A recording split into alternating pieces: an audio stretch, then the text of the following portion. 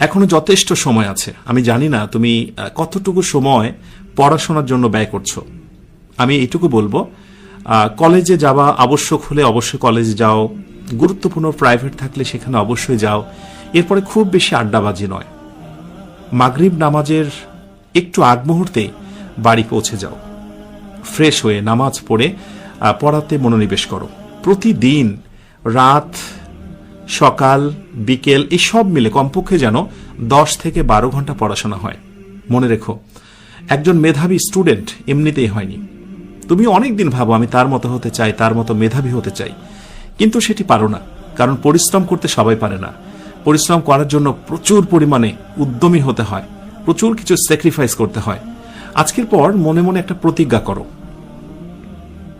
আগে যা হয়েছে হোক, এখন থেকে নবোদ্যমে প্রতিদিন কমপক্ষে 10 থেকে 12 ঘন্টা পড়াশোনা করব।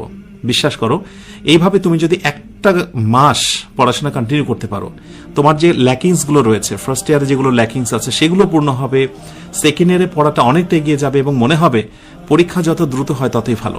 একজন মেধাবী শিক্ষার্থীর কাছে পরীক্ষা কোনো বিষয়ই না, কিন্তু যখন তুমি উইক মানি স্টুডেন্ট হয়ে যাও, পড়াশোনা অত ভালো থাকে না, তখন পরীক্ষা যেন তোমার কাছে এক অন্যরকম ভয়ঙ্কর বিষয়। ইনশাআল্লাহ আশা করি তুমি যথেষ্ট সচেতন এবং সচেতন হবে।